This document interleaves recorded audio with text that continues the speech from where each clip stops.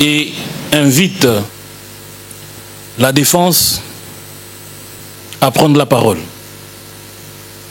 Monsieur le Président de la Cour de l'Histoire, Mesdames et Messieurs de la composition, Monsieur l'organe de la loi, accusateur sans droit, à certains égards proxénète tant du droit que de l'histoire, Montaigne disait « La parole est à moitié à celui qui parle et à moitié à celui qui écoute. » L'organe de la loi ou de l'histoire, proxénète du droit, a parlé. C'est à mon tour de parler. Et il ferait mieux d'écouter. Et même vous, Monsieur le Premier Président, vous devez m'écouter. Il ne m'est guère agréable de prendre parole pour défendre mon client, dont les restes ne connaissent guère repos. Dans un sol qui n'est pas celui de ses ancêtres. Voyez-vous comment cette terre bruxelloise du cimetière d'Etebirk peut lui être douce et légère. Quand on enterre un homme en Afrique, on lui dit s'il peut entendre que la terre de nos ancêtres te soit douce et légère. Ce n'est pas le cas de Tchombé. Sa version des faits m'est transmise par un moyen que je ne vous transmettrai pas. Il m'a proposé des honoraires faramineux, à coups de francs katangais. Malheureusement, mon nez n'est en plus cours légal. Voyez-vous, je suis résolu aujourd'hui, sans aucun tribut. Jusqu'à présent, je suis amené à comparaître devant votre cour, la cour de l'histoire, à comparaître prodéo, que j'apprécie d'ailleurs, que j'apprécie. Monsieur de la Défense, devant cette cour, mais veuillez présenter vos moyens de défense. Si vous aviez des observations par rapport à la cour, vous alliez user des voies de droit. Monsieur le Premier Président. Et lorsque l'on interroge le dossier qui est devant la cour, il n'y a eu aucune procédure initiée par vous ou par votre client pour empêcher la cour de statuer. Donc, l'appréciation que vous avez du président n'engage que vous-même. Mais, alors, répliquez à l'acte d'accusation. Mais, Monsieur le Président, j'en étais qu'au préliminaire. Je n'ai même pas encore bandé, oui, je dis bandé, les plaies infligées à mon client par ce passou, assisté par l'organe de la loi. Je n'en suis qu'au préliminaire et vous m'interrompez. On n'interrompt pas un plaideur, Monsieur le Président. Voyez-vous, la plaidoirie, c'est un moment d'extase pour le plaideur. Et quand vous interrompez cette extase, quelle frustration vous créez, Monsieur le Président. J'espère que vous n'allez pas m'interrompre. Laissez-moi du reste chuter ou même conclure. En espérant que je ne serai pas interrompu, je dis donc que devant cette cour, le plaisir est mitigé. Voyez-vous, surtout lorsqu'on comparait devant eux, les juges aiment l'humilité. Mais l'humilité, c'est le chemin direct vers l'humiliation, disait Maître Bonon. Comparaître devant une cour de l'histoire, dont aucun membre n'a un seul cheveu gris, et cependant motivé par la prétention de vouloir quand même connaître du cas Tchombé. Congo Culture, on aurait pu me chercher la tête du recteur de l'université. Pas de Lubumbashi, je n'ai cité personne. La taille même du président présage d'un complexe de supériorité avéré pour juger un homme géant de taille moyenne et même modeste qu'est mon client. Votre taille, Monsieur le Président, ne m'impressionne guère. M'impressionne guère. Au ciel même, Monsieur le Président, parce qu'il s'agira de juger l'humanité, dont certains ont vécu jusqu'à 930 ans. Cette tâche reviendra à l'ancien des jours. Pas à n'importe qui, n'est président d'une cour qui veut. Mais que dire ou que penser de cette composition? Regardez les belles dames, toutes jeunes, certainement arrière-petite-fille de Tchombé. prétentieuses et elles veulent juger Tshombe. Allons-y. Il y va de la réhabilitation de mon client. J'accepte de plaider devant vous. Allons-y. Venons-en à l'organe de la loi. Cet organe de l'histoire, proxénète du droit et de l'histoire.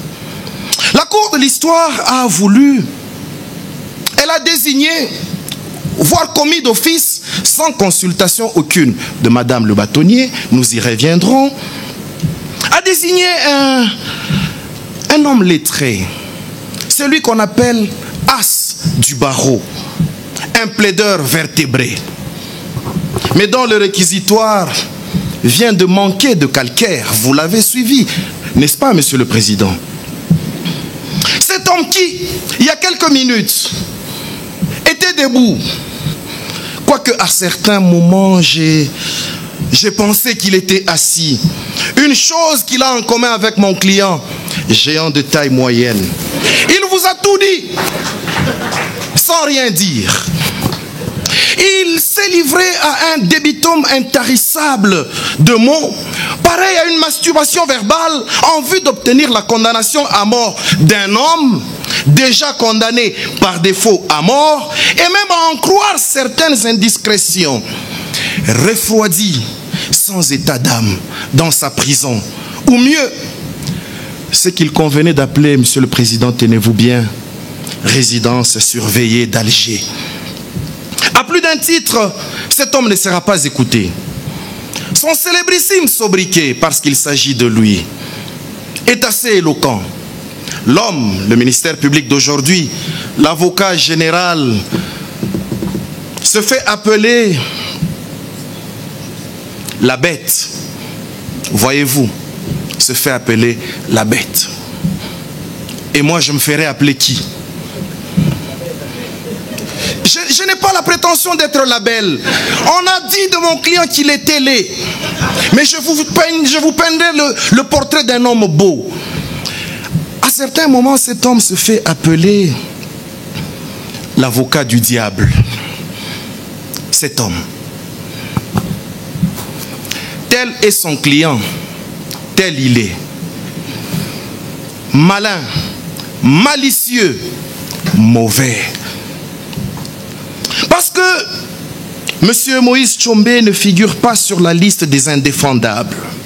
Et parce que sa mémoire mérite d'être honorée, il faut donc un procès. Oui, il faut un procès devant cette cour de l'histoire qui aura le mérite, là où les juridictions traditionnelles tergiversent encore, de rétablir la vérité sur les faits entourant la période des indépendances.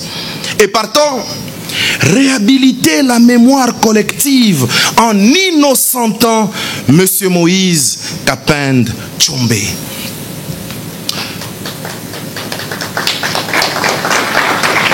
Monsieur le Premier Président, l'applaudimètre ne vous déterminera pas dans votre jugement, dans votre arrêt. Au début de ce procès, il a été demandé à une dame de présenter mon client. Cette dame, avec sa voix mélodieuse, a fait une présentation tout à fait orientée de mon client et je me demande bien comment elle peut ou elle a pu se retrouver dans la composition de votre cour, Monsieur le Président. Voyez-vous, elle vous dit que cet homme de Moïse Tshombe, mon client, non mais voilà, il s'est fait un peu d'argent, il a étudié par correspondance alors qu'il n'y avait pas Internet, voilà le propre de nos hommes politiques, voilà un juge, voilà les juges de votre République, qui donnent des avis sur des affaires qu'ils doivent connaître. Monsieur le Président, parce qu'il s'agit de mon client, je suis le mieux placé à le présenter. Qui était M. Moïse Kapende Tshombe? Il est né à Musumba. Retenez bien ce nom, à Musumba, un certain 10 novembre 1919. Comme je l'ai dit tantôt, il est décédé à Alger le 29 juin 1969. Presque un demi-siècle de vie. Il n'a pas décidé de mourir. Quelqu'un l'a amené à mourir. L'histoire nous dira quoi? Il était fils aîné d'une famille de 11 enfants. Son père, en vrai Congolais, il a rempli la terre parce que il faut le faire. Nous peuplerons ton sol et nous assurerons ta grandeur. Il a rempli la terre. Et il faut le dire, Monsieur le Président, son père, c'était Monsieur Joseph Kapende Tshombe. L'histoire rapporte que ce fut l'un des tout premiers millionnaires africains. Tshombe est donc un enfant né en dehors, à l'abri du besoin. Contrairement à la description cynique teintée de haine viscérale que lui peint ce Passo Lundula, d'ailleurs derrière l'organe poursuivant, Moïse Kapende Tshombe, comme vous pouvez le remarquer derrière moi, avait une belle face large et ronde. Il avait un grand corps que commençait à marquer de l'embonpoint. Il arborait en permanence, je dis bien en permanence, un généreux sourire. Je me souviens d'un prêtre catholique au collège Saint-François des Salles, Imara, mon école, qui était photographe. Alors, avant de prendre sa photo, nous disait souvent « sourissez ». Et ça nous faisait sourire. Et donc Tshombe arborait en permanence ce généreux sourire, donnant l'impression d'un optimisme sans faille. C'était un leader né d'une intelligence supérieure, je dis bien supérieure, à celle de la plupart de ses adversaires. Il maniait la ruse et l'obstination et il appliquait à la politique les méthodes d'un certain monde des affaires. Voilà ce qu'était cet homme. Cependant, dans sa brève présentation, vous allez comprendre que l'administration coloniale, comme l'a dit la juge rapporteure, pour une fois qu'elle a dit vrai, va lui refuser de poursuivre ses études supérieures à l'étranger, comme l'avait voulu son père. C'est ainsi qu'il fut contraint à poursuivre ses études supérieures de comptabilité par correspondance. Au moins, lui a eu la volonté d'étudier. On n'a refusé à personne d'étudier. Dans les années 50, après la mort de son père, richissime, il s'est adonné au commerce en initiant une chaîne de magasins, pas au Kasaï, mais au Katanga, pérennisant ainsi l'œuvre de son père. Après s'être vu refuser l'accès au crédit bancaire sur ses affaires, comme les hommes d'affaires de l'époque, et surtout à Pau-Blanchi, l'homme de Tshombe s'est révolté et a pris la décision de s'engager en politique pour permettre à plus d'une personne, homme d'affaires, d'accéder aux facilitations bancaires à l'instar des colons et autres favorisés de l'époque. C'est donc cette discrimination qui va l'inciter à réagir et à se lancer dans la politique, où avec ses amis évoluait Godefroy Monongo qui n'était pas Rund, Kimba Évariste Loubakat, Niembo Albert et Yav Rodolphe, il formera la CONACAT. Voilà encore une déformation de Madame le juge rapporteur. CONACAT, c'est la Confédération des associations katangaises. Pas cette Confédération des associations tribales. Dans le sigle CONACAT, où est tribal?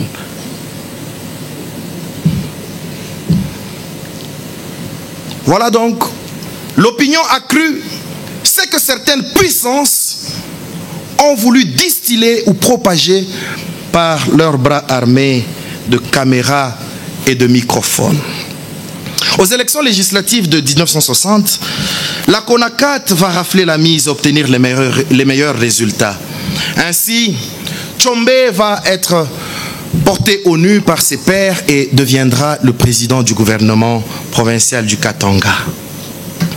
C'est en cette qualité que Tshombe va, le 11 juillet 1960, suite aux graves troubles qui gagnaient toute l'étendue du Congo indépendant, il va le faire en cette qualité de président, pas motu proprio, pas de manière personnelle. Il va proclamer l'indépendance du Katanga. Il faut dire en passant, Monsieur le Président, on ne vous l'a pas dit, mon client Tshombe, l'homme au sourire éternel, était un chrétien, véritablement chrétien. Et même sa formation scolaire en atteste. Il a étudié chez les missionnaires. Venons-en aux faits, parce que c'est ça qui nous amène ici. Venons-en aux faits. Il est reproché à mon client, voyez-vous, souvent quand on nous voit au prétoire, surtout s'agissant de la matière pénale, on nous dit, mais qu'est-ce qu'il a encore fait, votre client? Ce n'est pas la bonne question. Qu'est-il reproché à votre client? Il est reproché à Moïse Kapende Tshombe, entre autres faits, la haute trahison sur la participation à l'assassinat du Premier ministre Patrice Emery Lumumba, la haute trahison pour avoir orchestré et proclamé la sécession katangaise avec une milice de malfrats et avoir à l'occasion exterminé les Balubakats opposants à sa vision.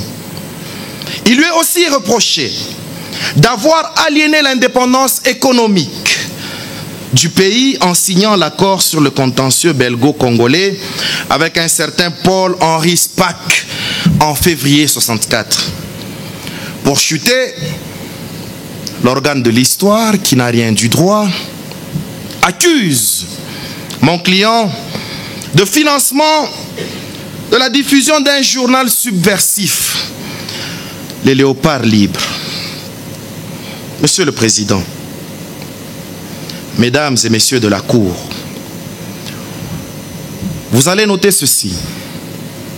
La seule certitude dans ce procès, c'est l'incertitude des griefs retenus à charge de M. Moïse Kapende Tshombe. Et voyez-vous, la plaidoirie appelle une certaine folie. Il vous l'a dit, l'organe poursuivant, c'est très facile d'être de la partie civile ou encore de l'organe poursuivant que d'être de la défense. Pour être de la défense, il faut une certaine inconscience, un relâchement, de la fougue, une réflexion. Monsieur le Président, nous allons nous y rendre. De la prétendue haute trahison pour assassinat d'un Premier ministre, nous parlons bien de la prétendue haute trahison pour assassinat d'un Premier ministre. Monsieur le Premier Président, je n'ai pas l'intention de vous donner quelques petites notions de droit constitutionnel, moins encore des petites leçons de droit pénal, de procédure pénale à l'organe poursuivant, mais il faudrait mélanger l'histoire au droit pour vous permettre. D'ailleurs, voyez-vous, le micro est encore surélevé parce que l'organe poursuivant était de taille assez modeste. Et même son réquisitoire a été modeste. Je ne vous donnerai pas de leçon. La haute trahison comme infraction existe en droit constitutionnel congolais.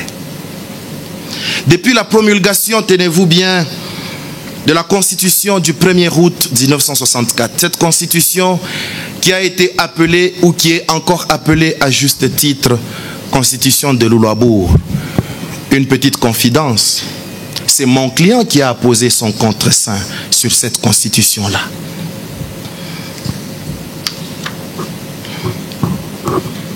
Alors, cette haute trahison, elle était alors définie comme tout acte contraire à la Constitution par lequel les plus hautes autorités de l'État, en l'occurrence, à l'époque, le président de la République ou les membres du gouvernement central portaient atteinte à l'indépendance nationale ou à l'intégrité du territoire ou par lequel ils devaient se substituer ou tenter de se substituer aux organes de la République. Ou encore, acte par lequel ils devaient s'empêcher ou tenter de s'empêcher.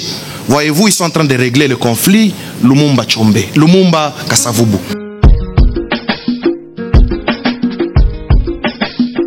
L'article 165 alinéa 1er de la Constitution de la République démocratique du Congo du 18 février 2006, tel que modifié à ce jour par la loi 11/002 du 20 janvier 2011, dispose ce qui suit, s'agissant de la haute trahison. Sans préjudice, j'espère que les jeunes membres de la composition me suivent, ne dorment pas. Sans préjudice des autres dispositions de la présente Constitution, il y a haute trahison lorsque le président de la République a violé intentionnellement la Constitution ou lorsque lui ou le Premier ministre sont reconnus auteurs, co-auteurs ou complices de violences graves et caractérisées des droits de l'homme, de cession d'une partie du territoire national.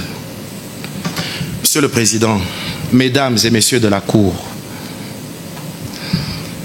la lecture idoine tant de l'article 71 de la Constitution de Loulo-Abour que de l'article 165 alinéa 1er de la Constitution en vigueur appelle un soutènement que voici ne peuvent faire l'objet des poursuites pour haute trahison que le président de la République, à l'époque Congo, aujourd'hui RDC, ou encore le Premier ministre, pas un ex-président d'un État dit sécessionniste. Où est-ce que l'organe poursuivant est allé chercher ça? À moins qu'il reconnaisse qu'au moment des faits, mon client Moïse Kapende Tshombe aurait été soit président, soit Premier ministre de la République du Congo. Ce qui n'est pas le cas. L'un ou l'autre, il ne l'était au moment des faits. Cependant, il était président du Katanga indépendant. Et la Cour de l'histoire ne lui appliquera pas des dispositions légales qui ne lui étaient pas opposables au moment des faits. Ceci amène la défense à opposer tant à l'organe poursuivant qu'à la Cour de l'histoire cet adage latin qui dit nullum crimen nulla poena sine lege. C'est simple pour ceux qui n'ont pas fait les humanités qui nous rapprochent des divinités. C'est le principe de la légalité des délits, c'est des peines. À toutes fins utiles, venons-en à l'histoire. Le président Kasavubu décide de révoquer son premier ministre Lumumba. Ce dernier, en réplique, décide de révoquer son président. Et dans ce désordre, le colonel Mobutu en profite pour faire un coup d'État, son premier. Dans la foulée, Lumumba et ses compagnons sont arrêtés. Des traitements inhumains et dégradants leur sont infligés. Pas par la main des Katangais, encore moins celle de Tshombe, mais par ses bourreaux, bien connus, bien identifiés. Et l'histoire ne sera pas tordue par cet organe qui n'a rien de droit. Ces prisonniers, alors que leur sort était déjà scellé par leurs bourreaux de Léopoldville, Kinshasa aujourd'hui, sans participation aucune des Katangais, à la tête desquels était Moïse Tshombe, des Katangais qui étaient déjà indépendants au moment des faits, sont jetés dans un avion pour un voyage sans retour. Ce colis a été jeté au Katanga. Que dis-je? Ces colis ont été jetés au Katanga. J'aimerais, pendant que je parle, que vous puissiez visualiser le contexte. Ces colis sont jetés dans ce Katanga sans avis préalable des Katangais, moins encore de leur président. L'information a été donnée au président Tshombe qui, dans sa sincérité, tous azimuts, frisant à certains égards un peu de naïveté que je dis à voix basse, a reçu les colis sans aucune disposition. Dans la suite, M. Lumumba, déjà ex-premier ministre et fauché par la main même de ses bourreaux, un commando qui accompagnait le colis. Alors, pourquoi aujourd'hui l'organe de l'histoire, l'organe de la loi, peut-il mettre ce crime odieux sur les mains de Moïse Kapen Tshombe? Heureusement que lui-même, dans son réquisitoire, il dit, c'est vrai, Moïse Kapen Tshombe n'a pas de sa main tué Lumumba, mais il a côtoyé les abords de ce meurtre. Monsieur le Premier Président, Mesdames et Messieurs de la Cour, l'effet pour quelqu'un d'avoir été aux abords, d'ailleurs prétendument avoir été aux abords d'un lieu funeste où on a tué quelqu'un, le fait pour cette personne d'être dans ces lieux-là, fait-il de la personne auteur de ce crime? Nous sommes en droit. Nous ne sommes pas en sociologie. Nous ne sommes pas en mysticisme. Nous sommes en droit, Monsieur le Président. L'homme serait en effet mort sur les terres katangaises. Mais quoi donc? Moïse Kapen Tshombe serait l'auteur de toutes les morts suspectes, les morts naturelles sur le territoire du Katanga, pendant qu'on y est. Dites-nous si le Guterres de l'époque est tombé sur les terres katangaises de la main de Moïse Kapen Tshombe. Ce n'est pas le cas, Monsieur le Président. L'accusation se limite à des déclarations, à des supputations, des conjectures, des prémices sans suite. Et la Cour de l'histoire renverra cette dernière à une véritable relecture de l'histoire et même des faits. Moïse Kapen Tshombe n'a pas tué le citoyen Lumumba. Cela doit être retenu et c'est là la vraie histoire et même la vérité, parce qu'ici nous sommes à la recherche de la vérité. Deuxième prévention. Monsieur le Président, mon client est poursuivi pour une prétendue haute trahison pour orchestration et proclamation de la sécession katangaise en assassinant des Balubakat opposants. L'argumentation que nous venons de donner pour la première prévention, elle tient aussi pour cette deuxième. En effet, Monsieur le Président, Moïse Kapen Tshombe ne peut être poursuivi pour haute trahison avec son imaginaire bande de malfrats innommés pour la simple raison qu'il était dépourvu de la qualité de président de la République ou de Premier ministre au moment des faits. Puisqu'il s'agit d'une accusation plus historique que juridique, à toutes fins utiles, nous dirons ceci pour compte du prévenu. Sur la sécession du Katanga, le prévenu plaide la responsabilité historique d'assurer la sécurité de sa population face aux troubles généralisés et le manque de leadership criant à Léopoldville. Monsieur le Président, en effet, Tshombe chérissait un rêve, le rêve katangais. Membre d'une confédération d'États ou un État fédéré avec comme leitmotiv que les richesses du Katanga profitent premièrement aux filles et fils katangais. Ainsi, la sécession a été pour lui un moyen d'alerter la communauté tant nationale qu'internationale, ainsi en vue d'engager une discussion responsable sur sa vision et la forme que devait prendre l'État congolais. André Malraux disait un jour: les grands rêves poussent les grands hommes aux actions, aux grandes actions et aux mythomanies épiques. Tshombe était un grand homme, à l'instar de Martin Luther King, à l'instar des grands hommes qui ont modélé, des grands hommes qui ont influencé l'histoire. Sa pensée profonde, s'il faut la résumer, était une pensée tournée vers un mode de gestion du fédéralisme, Monsieur le Président. Et à plusieurs reprises, Tshombe s'est battu pour faire passer ces idées-là.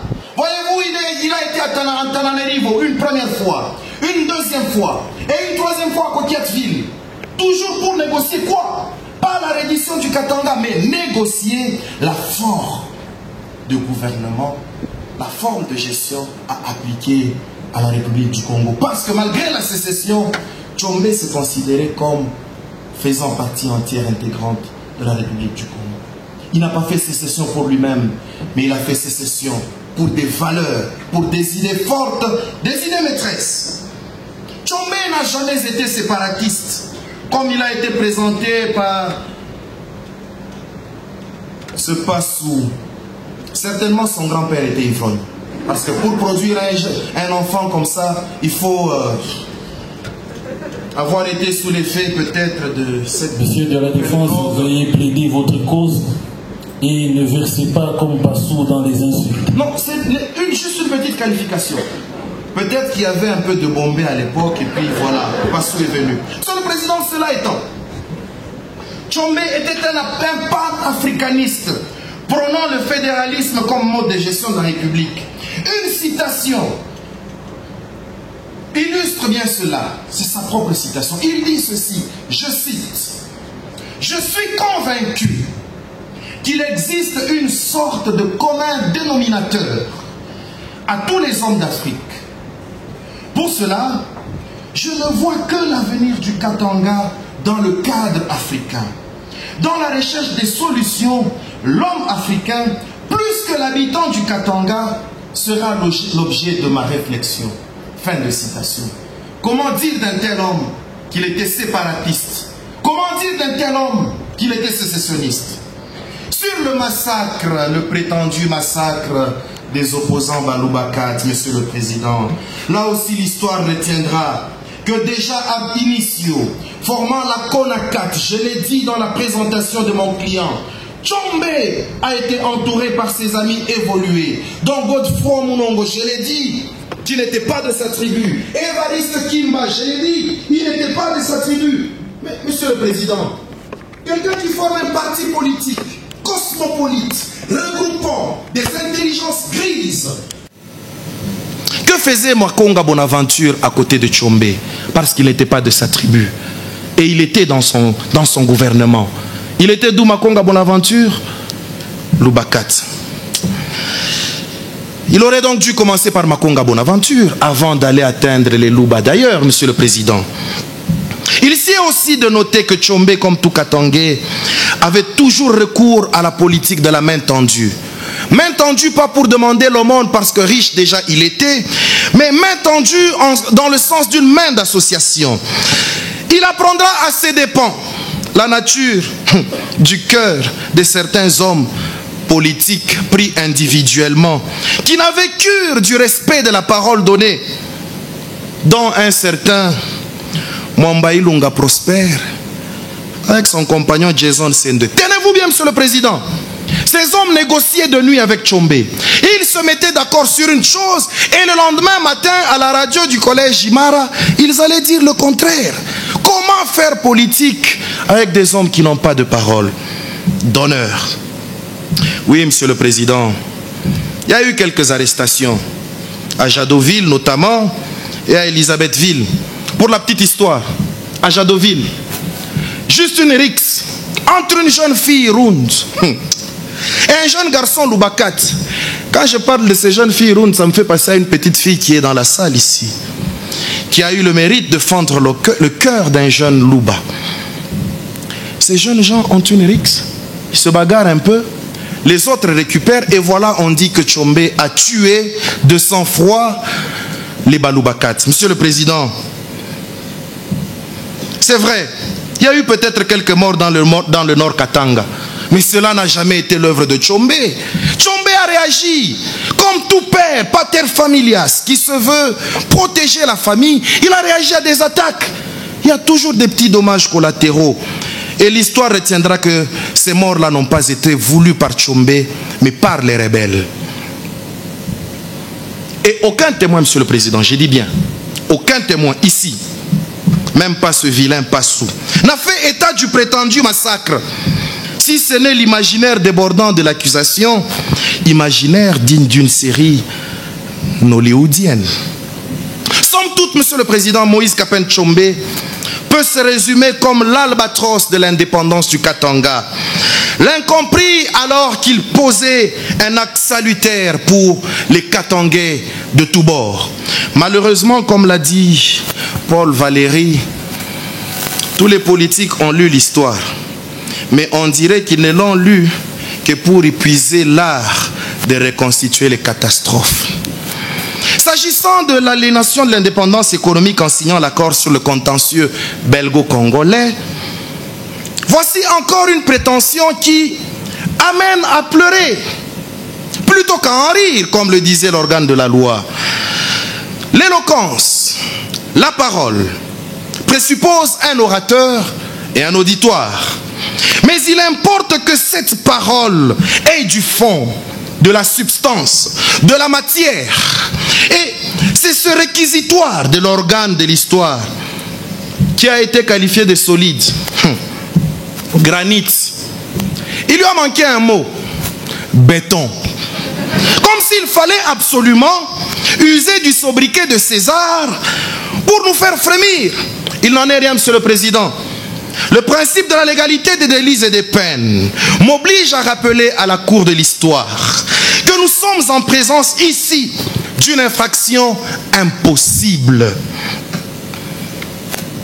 et dont le libellé n'existe que dans les séries d'ailleurs sans succès auprès de l'auditoire. Au contraire, Monsieur le Président, c'est que l'accusateur ne voudra jamais rappeler à votre mémoire. C'est le rôle qu'a joué le président Moïse Kapende Tshombe. Parce qu'on parle de l'indépendance économique. Son retour au pays, le retour de la paix dans la République du Congo, avec sa désignation comme Premier ministre. Tenez-vous bien, il y avait un gouvernement qui n'a pas su restaurer la paix, qui n'a rien pu faire. Il a fallu que l'on rappelât Tshombe pour qu'il vienne restaurer la paix. Ce qu'il avait fait. Il eut un jour et il eut un matin et la paix est revenue au Congo. Monsieur le Président, cet homme, mon client, a apposé sa signature sur la constitution de Louloabour, qui est la colonne vertébrale de toutes les constitutions de cette République. Comment cette prétendue indépendance économique aurait-elle pu être envisagée dans un contexte de guerre et de rébellions interminables? La République devrait répéter à l'unisson après moi. Merci, Tshombe. Ce silence me prouve que la République a compris. Et in petto, tout le monde a répliqué merci, Tshombe. Sur le financement, je finis par là, d'un journal subversif, le Libre Léopard. Voilà encore une prévention digne d'un théâtre de Kafankumba. L'organe de la loi a-t-il versé au dossier ne serait-ce qu'une once de preuve? Une once de preuve, un ordre de virement, un chèque ou encore une décharge valant quittance émanant de mon client. Rien n'a été versé. Vraiment, c'est facile d'être du côté de l'accusation. Il suffit de formuler une accusation, quelle qu'elle soit, pour ramener le prévenu à prouver son innocence. Rien n'a été dit, si ce n'est un chapelet de déclarations, on dirait, sous l'effet, comme je l'ai dit, de cette drogue appelée Bombay. Homme de culture, Moïse Tshombe l'a été. D'ailleurs, il était un mécène, à l'instar de l'ASBEL Congo Culture, à l'instar du Pullman Grand Hôtel Caravia, ou encore de la librairie Jacaranda, et j'en passe. C'était un promoteur de la culture, mais jamais, Tshombe n'a dicté aux journalistes ce qu'ils devaient écrire sur leur papier, moins encore ce qu'ils devaient produire à la radio. Affirmer le contraire, c'est de la pure calomnie. Et la Cour ne statuera pas sur fond de calomnie d'un accusateur tordant le cou à l'histoire. Monsieur le Président, je finirai par vous demander quelque chose. Je n'ai pas le temps d'aborder tout le préjudice qu'a subi Tshombe et sa famille. Mais ce que je vous demanderai, Monsieur le Président, réhabilitant Tshombe en l'innocentant de tous les crimes qui ont été mis à sa charge, vous allez ordonner la restitution des biens de sa famille ou l'indemnisation en versant l'équivalent de cette valeur des biens. Les indiscrétions racontent que la parcelle où est érigé le gigantesque bâtiment du gouvernement provincial du Gondwana serait la propriété de Tchombe. Je n'ai pas parlé d'une province ici.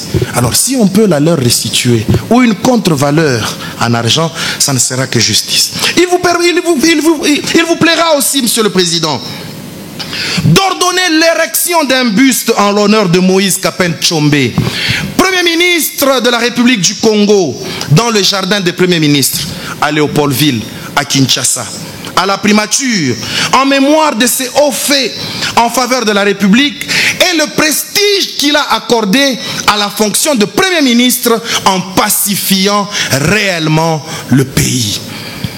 Troisièmement, Monsieur le Président, je finirai par là. Vous allez ordonner le rapatriement des restes de Moïse Kapen Tchombe pour être inhumé dans son Katanga natal, pas à la place de la Poste. Par moments, il est souillé. Mais sur un site, non loin de la ville de Lubumbashi, pas où on est allé déposer certains.